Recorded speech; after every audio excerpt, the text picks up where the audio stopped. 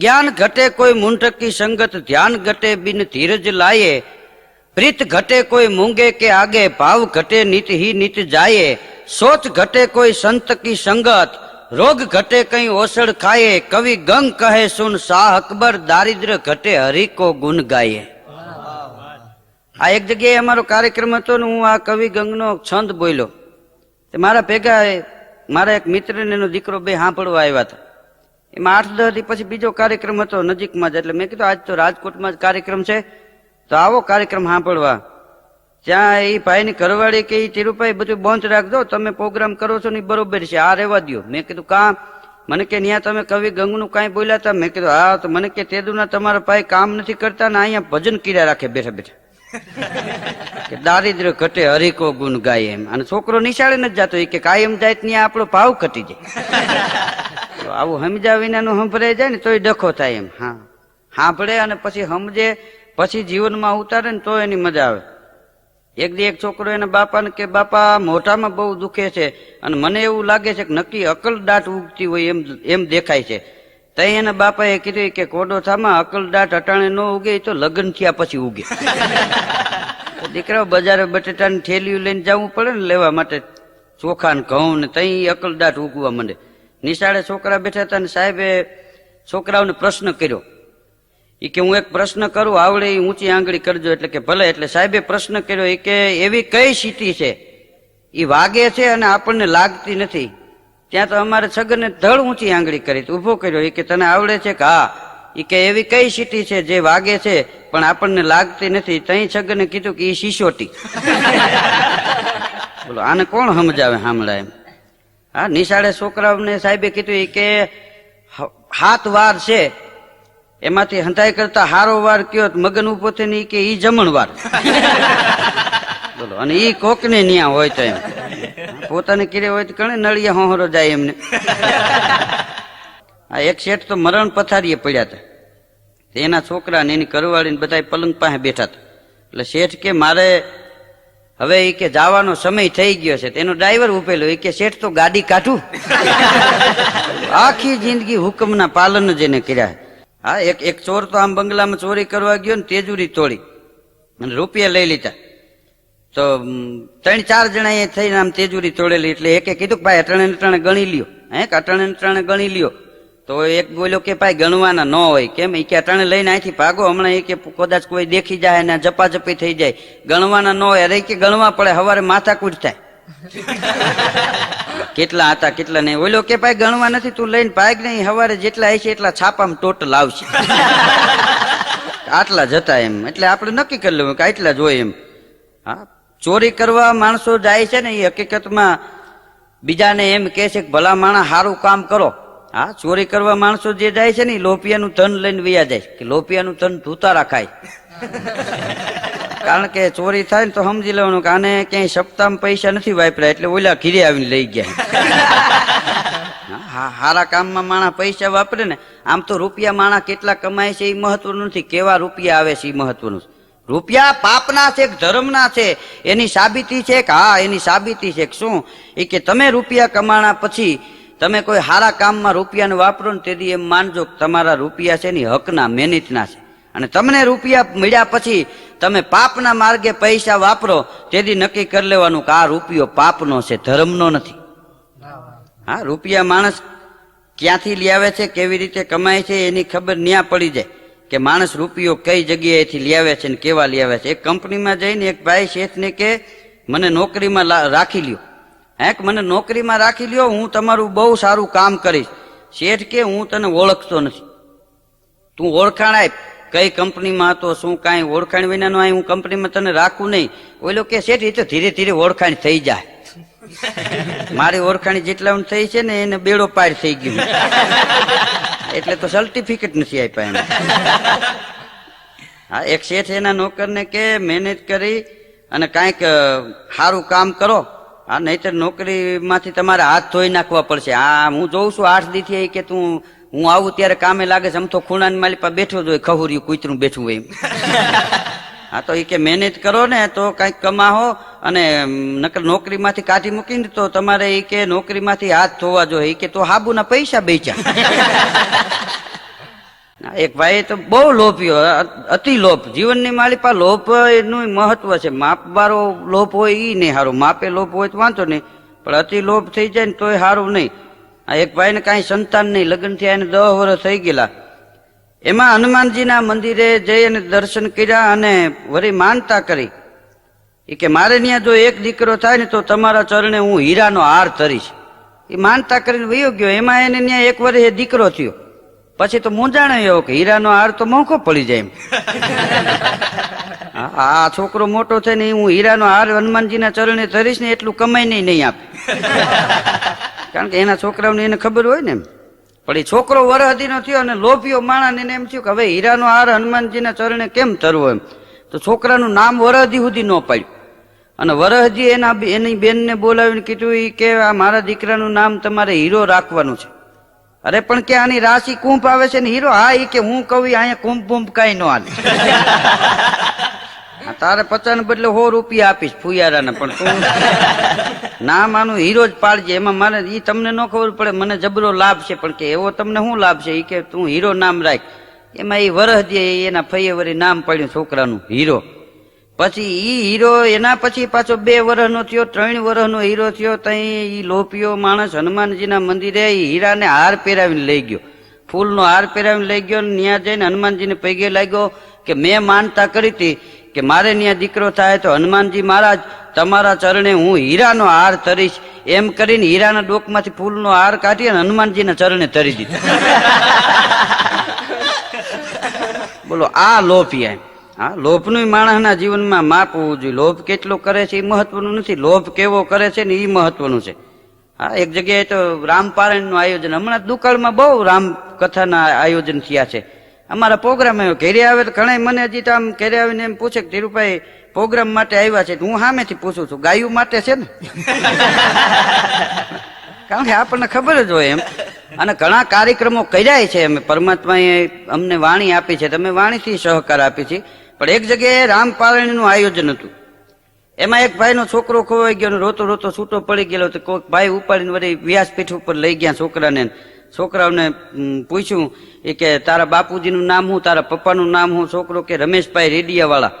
તે કથામાં વ્યાસપીઠ ઉપરથી જાહેરાત થઈ કે રમેશભાઈ રેડિયાવાળા જ્યાં હોય ત્યાંથી અહીંયા સ્ટેજ ઉપર આવે, એમનો બાબો ખોવાઈ ગયો છે, અહીંયા રડે છે. રમેશભાઈ રેડિયાવાળા એ 7 વાર બોલ્યા. પછી 1 કલાકે રમેશભાઈ ઉભા થઈને આવ્યા. તો કોઈએ કીધું ભાઈ તમારો છોકરો છે ને અટાણ સુધી સાંભળતા હતા. તો એક ફેરે કીધું તરત ઊભું થવું જોઈએ ને. કે એ તમને ન ખબર પડે. કેમ?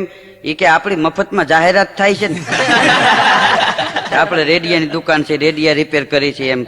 હા, આપણે ઓમાં આ લોકોને કઈ કે અમારી જાહેરાત કરજો ન કરે, છોકરો રોઈને મરી ન જાય કે હમણાં ચાલુ રહી જાય. બોલો, આવી મફતમાં ભળના દીકરા જાહેરાતો કરાવે એમ. એક બાપા આમ બેઠા હતા, એનો છોકરો આવ્યો. એનો છોકરો આવીને કે બાપુજી હું કે મોટો ક્યારે થાય? તો પણ કે તારે મોટા થઈને શું છે, તું મોટો થાય તો મને લાજ થાય, મારું ટેન્શન હળવું થાય. એના બદલે તું એવું શું કામ પૂછે છે એમ કે હું મોટો ક્યારે થાય? કે હું મોટો થાવ ને બાપા તો મારે ગમે ત્યાં બજારે જવું હોય, બહાર ગામ જવું હોય, ફિલ્મમાં જવું હોય તો મારે મારી બાને પૂછવું ન પડે. અમે નાના રહ્યા એટલે પૂછવું પડે, મોટા થાય ને પછી પૂછવું ન પડે. એટલે હું મોટો ક્યારે થાય? તો એના બાપા કે દીકરા એ રેવા દે, એટલો મોટો તો હજી હું નથી થયું. મારે ક્યાંક જવું હોય ને તોય તારી બાને પૂછવું પડે એમ. હા, કે હું અહીં જાઉં કે નહીં? એટલે હું હજી એવડો મોટો નથી, તું ક્યાંથી થાય? તારી બાની હાજરીમાં જ કાયમી માટે રહેવું જોઈએ. એક બાપાને જવું તું મુંબઈ ને, એમાં છોકરાને લીધો ભેગો. તો આમ ગમે સ્ટેશન આવે એટલે છોકરો એમ કે બાપા મારે બટેટા વડા ખાવા છે. તો એનો બાપા વળી લઈ દે બટેટા વડા. વળી પાછું સ્ટેશન આવે તો વળી ત્યાંથી કઈક કોઈ ચડે સફરજન લઈને, ચીકુ લઈને, તો કે ચીકુ ખાવા, ચીકુ લઈ દે. 2-3 વાર આવું થયું. ત્રીજા સ્ટેશને જઈને કે મારે કે લચ્છી પીવી છે. હવે બાપા કે ભાઈ હવે ઈ રેવા દે તું. ઈ કે બાપા લઈ દો છે, કોઈલું કહી દઉં હું. ભાભોય મૂંઝાણો, વળી એને લઈ દે. તે મુંબઈ સુધી ઘાણી કરી. પછી એની બાજુમાં બેઠા હતા ને ભાઈએ કીધું કે બાપા આ કેમ છે? કે બેટા ઈ કે તમને ન ખબર પડે બેટા. તો કે પણ છે હું આ તમારો છોકરો એમ કે છે કે ઓલું લઈ દો કે નહીં, નકર હું કહી દઉં છું. તો તમે તરત લઈ દો છો. તઈ બાપાએ ગાડા જેવડો નિહાકો નાખીને કીધું કે આ 14 વર્ષનો છે અને મેં આને અડધી ટિકિટ લીધી છે. મેં એને કીધું છે કે તું કોઈને કહેતો નહીં, 12 વર્ષ 10 વર્ષનો છો એમ કહીજે, નકર આ આપણા ઉપર કેસ થાય. એટલે એ કે અડધી ટિકિટમાં મેં એને બેહાડ્યો છે, પણ આખી ટિકિટ લીધી હોત ને તો એટલો ખર્ચો ન થાત, એટલું દાબી ગયું. હા, આના કરતા આખી ટિકિટ લીધી હોત તો સારું હતું એમ. એક દી તો બસ સ્ટેન્ડમાં ઝપાઝપી થઈ ગઈ, હામાં 2 જણા કાઠલા જઈને પોલીસ વાળા 1-2 તોડ્યા એને પાડી નાખી, એવી બટા જતી બોલે.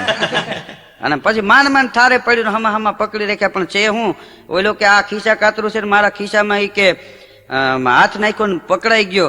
અને આ ધોળે દિવસે કે બસ સ્ટેન્ડમાં કોઈના ખિસ્સામાં હાથ નાખતા તને શરમ નથી થતી? તઈ ખિસ્સા કાતરું એ કીધું કે ખિસ્સામાં ફદિયું રાખતા નથી, તમે નથી શરમાતા? 1 નંબરે જભા ફાડી નાખ્યા હામ. હા ઈ કે આ ભલા માણા કે ભિખારીના ખિસ્સામાં 10 રૂપિયા નીકળે, તો ભિખારીનો બાપ નીકળ્યો. હા તે બસ સ્ટેન્ડમાં ઝપાઝપી થઈને માણસોને જાણી મેળામાં ગયા હોય ને એટલો મફત આનંદ મળી ગયો એમ. હા આમ મગન નિશાળે બેઠો તો ને એના સાહેબ કે સરવાળો કરતા તને આવડે? સરવાળામાં ખબર પડે કે હા ઈ કે સાહેબ સરવાળામાં અટાણે હવે મને એકલા જ ખબર પડે છે. તો ઈ કે 1 કિલો ઈ કે બટેટા હોય, 1 કિલો રીંગણા હોય, 1 કિલો ગુવાર હોય, 1 કિલો ફુલાવર હોય, 1 કિલો વટાણા હોય, આ બધું ભેગું કરો તો શું થાય? તો મગન કે ઊંધિયું થાય. ઓલો સરવાળાનું લખાવતો તો આ ન્યા એને ઊંધિયું કર્યું એમ. હા એક લોભિયો, અતિ લોભિયો માણસ દવાખાને ગયો. દવાખાને આમ તો માણસ હકીકતમાં હારી હેલાય તો કોઈ જાતા જ નથી. હા દવાખાને જાય તોય વળી પાસે ડોક્ટર સાહેબ પૂછે. હા ડોક્ટર સાહેબ ન્યા જાવ પૂછે શું તકલીફ છે? ઓલો કે તકલીફ નથી, તાવ છે. હા એ લોભિયો દવાખાને ગયો ને એમાં વળી ડોક્ટરે એને અંદર બોલાવ્યો. એટલે બોલો પેલા તો કે સાહેબ બીજું ઠીક કે તમે રૂપિયા કેટલા લ્યો છો આ તપાસવાના? એ કે કોઈ નવો દર્દી પહેલી વાર આવ્યો હોય ને તો 200 રૂપિયા લઉં, અને જૂનો દર્દી હોય અને બીજી વાર આવ્યો હોય તો 100 રૂપિયામાં રડી જાય. તો ઓલા લોભિયાને એમ થયું કે અહીં તો 60-70 આવતા હોય, ડોક્ટરને શું ખબર આ પહેલી વાર આવ્યો બીજી વાર? એટલે એ લોભિયો કે સાહેબ તો હું તો આ બીજી વાર આવું છું. એ કે તો લાવો 100 રૂપિયાની ઓલી જે લખી દીધી છે ને એ દવા ચાલુ રાખજો. બોલો જોયું નહીં એમને એમ કાઢી મૂક્યો એમ. અને લોભિયો મૂંઝાણો મારું પાયરે કરી, આ તો આ 100 રૂપિયા થાવ મફત ના ગયા એમ. એક શેઠ હવારમાં આમ દુકાન ખોલીને બેઠો હોય, વારે ચોડે વળી અગરબત્તી કરે. ઘણા તો હવારમાં અગરબત્તી કરે, ગરમ દૂધ લે, એમાં એલચી નાખે, પછી ધુવાણા ભગવાનને દે ને ટાહોળે પોતે ઉપાવ. પાછા કે વાહ પરમાત્મા તારી દયા છે, હવે આ દયા કેટલા દી હાલે અમે જોઈએ એમ. એ શેઠ આમ દુકાન ખોલીને અગરબત્તી કરીને આમ બેઠા હતા, આમ તકિયાનો ટેકો નાખીને. ત્યાં વળી ભિખારી આવે, શેઠ ભગવાનના નામ ઉપર એકાદો રૂપિયો આપો. શેઠ રૂપિયો આપે. વળી બીજે દી દુકાન ખોલી, બીજે દી હજી શેઠ અગરબત્તી કરીને આમ બેઠા. ત્યાં વળી ઓલો જઈને કે શેઠ ભગવાનના નામ ઉપર રૂપિયો આપો. ગરાગ નો આવે ત્યાં ભિખારી આવી ગયો. એ ઉપરા ઉપર 8 દી આવું હાલ્યું. શેઠ ની સોટલી ખીતો થઈ ગયેલી. સવારમાં આમ દુકાન ખોલીને અગરબત્તી ખોલીને આમ જ્યાં શેઠ તકિયાને ટેકે બેઠા ને ત્યાં ભિખારી આવ્યો. શેઠ ભગવાનના નામ ઉપર એકાદો રૂપિયો આપો. શેઠ કે રોજ રોજ ભીખ માગતા શરમ નથી થતી? ઓલો કે તો મહિનો બાંધી દો ને, દર મહિને 30 રૂપિયા આપી દેવા, મારે રોજ ના ટકા નહીં. એક જણો દવાખાને ગયો, એ કે સાહેબ કે આંખોમાં તકલીફ છે. ડોક્ટર કે ભાઈ આંખોમાં તકલીફ છે તો આ દવા લ્યો. એ દવા મોંઘી હતી એટલે એને લીધી નહીં. પછી મને એ ખબર, મેં કીધું આને આંખની દવા લીધી હતી શું થયું એમ. પછી મેં એને કીધું કે પોર તને આંખોમાં તકલીફ થઈ ગઈ હતી, દવા લીધી, લખી દીધી હતી, દવા તે લીધી નહોતી. એ મને ખબર હતી. તું દવા લેવા ગયો નથી, સીધો ઘેરે વયો ગયો તો આંખોમાં કેમ છે? મને કે હવે પછી લગ્ન થઈ ગયા ને તો એ આંખોના નંબર પગના તળિયે ઉતરી ગયા. જો 2 પગમાં મને કે કપાસ્યું થઈ ગઈ. પણ એ સારું, એ કે 8 દી ને 8 દી કાપી નાખું છે. આ નંબર કાપવા ક્યાં જવાય? એટલે મને કે જેને આંખોની તકલીફ હોય એને લગ્ન જ કરાવી નાખો. એ નંબર છે એ તળિયે વૈયા આવે એમ. હા એ એક કેદી આમ હામો ઉભો રહ્યો ન્યાયાધીશની સામે. તો જેલર સાહેબે કીધું કે ભાઈ તું અહીંયા હામો ઉભો છો ન્યાયાધીશની સામે, પણ આમાં કદાચ તારો કેસ કેવો હાલે કાંઈ નક્કી નહીં. પણ બન્યું એવું, એ કેદી આમ ન્યાયાધીશની સામે ઉભો રહ્યો ને ન્યાયાધીશે કીધું કે સવારના પોરમાં તને ફાંસીએ ચડાવવામાં આવશે. તો ઓલો કે સાહેબ કે સવારનું રાખો, મને હાંજે જ ફાંસી બળી જાવી જોઈએ, સવારના પોરમાં નહીં. પણ કે તને અહીં કાયદો છે ને સવારમાં ફાંસી ચડાવે તને હું તારે ફાંસી હાંજે ચડવું સવારે ચડવું? એ કે સવારના પોરમાં ફાંસી ચડાવો ને દી બગડે. એને ક્યાં ફાંસી ચડાવ્યા પછી પાછું ફૂલે કામ ફેરવું હોય? ફાંસી થી કે હાંજે જ મળવી જાય, સવારના પોરમાં દી બગડી જાય, આખો દી મજા ન આવે કે અમને. હા ડોક્ટર સાહેબ આમ બેઠા હતા ને એમાં એક દર્દી આવ્યો. દર્દી કે સાહેબ કે તકલીફ બહુ રહે છે મને. પણ કે હું એટલી બધી તકલીફ રહે છે? એ કે તકલીફની વાત જવા દો, હું દવા લઈને અહીંથી ગયો ને એને વરસ થયું 1.5 તો હજી મેળે નથી આવ્યું. પણ મેળે નથી આવ્યું એટલે કે શું છે? એ કે આ વખતે દવા તો મારે લેવી જ નથી, હું પૂછવા આવ્યો છું. શું? એ કે 1.5 વર્ષથી મને શરદી થઈ ગઈ અને દવા લઈ ગયો ને તમે એમ કીધું કોઈ દી નાતો નહીં, તેદુનો નાયો નથી એટલે હવે નાવ તો વાંધો નહીં. તો એ ડોક્ટરને એમ થયું કે આવા નવા આયલા હવે અમારે શું કાઢી લેવું. પણ હારા જીવનની માણસના જીવનમાં મજા છે. માણસનું ખોળિયું મળ્યું એ મહત્વનું નથી, પણ હારો હાર માનવતા હોય ને એ માનવતાની મજા છે. ઘણા તો બેઠા બેઠા પોતાનો જ ફાયદો ગોઈતા રાખતા હોય. એક દીધ એક જણો બસ સ્ટેન્ડમાં જબરજસ્ત પૂઠામાં બોર્ડ મારીને આટા મારે. કોઈ પણ માણસે બાળકથી માંડી 80 વર્ષના સુધીના એ તમામે માણસો એ પાણી ઉકાળીને પીવું. જીવનની માલિપા શરીરમાં કોઈ દી રોગ ન થાય. બધાય માણસને બધાય નાના મોટાને વિનંતી છે પાણી ઉકાળીને પીઓ, પાણી ઉકાળીને પીઓ. તેના ગામનો એ માણસ ત્યાંથી નીકળ્યો. એને કીધું કે તારે કાંઈ લેવા દેવા નહીં, તને કોઈ જાહેરાતના પૈસા આપે છે, તને ડોક્ટર કાંઈ આપે છે? તો કે ના, માનવ સેવા કરવી, પણ કે આવી કોરે કોરી સેવા એ કે એમાં તમને ન ખબર પડે, એમાં મને લાભ છે. શું? એ કે કોલસાની દુકાન કરીશ. જે માણસ ને કહું છું એ બધા કોલસા મારી દુકાને લઈ જાય છે, પાણી ઉકાળી ઉકાળીને પીએ છે, મારું હાઈલા રાખે. મને કે હું તો ફ્રીજ નું પીવું છું. બોલો, ગામને ઉકાળીને પાતો હતો ને પોતે બેઠો બેઠો ફ્રીજ નું પાણી પીતો હતો. આ એક શેઠ તો હાવ આમ બકાલું સસ્તું મળે એટલા માટે થઈને લખર વખર લુગડા પહેરી લે અને આમ શાક માર્કેટમાં બકાલું લેવા નીકળાવે. શેઠાણી નહીં ન જવા દે, હું જઈને લઈ આવીશ, તારે નથી જવું ત્યાં. તો પોતે જઈને આમ લખર વખર લુગડા ને બકાલું લઈને આવતા. એમાં એના એક મિત્ર હામાં મળ્યા. એ કે તમે આવા કપડાં પહેરીને કેમ બકાલું લેવા જાવ છો? એ કે બકાલું સસ્તું મળે. ઇસ્ત્રી ટાઈટ પહેરીને જાય ને તો એ રીંગણા વાળો 10 ના 250 એમ કે દેતો હોય હાથમાં. એ કે આ વટાણા વાળો 11 રૂપિયાના 250 દે. આ હાવ લખર વખર લુગડા હોય એટલે સસ્તામાં બકાલું મળી જાય. ત્યાં ત્યાંથી ભિખારી નીકળો ને એ હાંપડી ગયો. એ કે તો મારી જેમ કે વ્હાઈટ કોલર નીકળો, મફત મળે, તમારે લઈ જ લેવું બધાને. હા, એ કે વ્હાઈટ કોલર નીકળી જાવ તો હાવ એમને મળી જાય એમ. હા, અમારા તો મારો એક મિત્ર છે ગામડાનો, રાજકોટ ગયો, ગમે ત્યાં કુંડારા કાઢીને બેઠો હોય, ગમે એ વેપારીને હેરાન કરે. હા, પેલા તો વેપારી ગામડાનો માણસ આવે એટલે તરત એમ કે ચા પીશો, ઠંડુ પીશો. આવડો આ જાય ને એટલે ચા મગાવે, ચા પી લઈએ, ઠંડુ મગાવે, ઠંડુ પી લઈએ. અડધી કલાક બેહે પછી વેપારી કે હવે તમારે શું જોઈએ? કે હવાવાર મજરો આપો. વેપારીને એમ થઈ જાય કે આ 3 રૂપિયાનું મજરામાં તું 7 રૂપિયાનું ઠંડુ પી ગયો. એટલે ઓળખી ગયા એ નથી બોલાવતા. એમાં એક દી રેડિયાની દુકાનમાં કરી ગયો, રેડિયો આખી દુકાન ફોરાવી નાખી. ઓઈલો કાઢો ને બધા રેડિયા ચેક કર્યા ને વળી આનો અવાજ કેમ આવે, અવાજ ચેક કરવો પડે. વળી ઓમાંથી પાવર કાઢીને ઓઈલો ઓમાં નાખે. પરસેવો વળી ગયો વેપારીને. એ કે આ રેડિયાનો ભાવ શું છે? કે 1500 રૂપિયા છે, હારામાં હારો રેડિયો, ગેરંટી વરહદીની, આને કાંઈ ન થાય.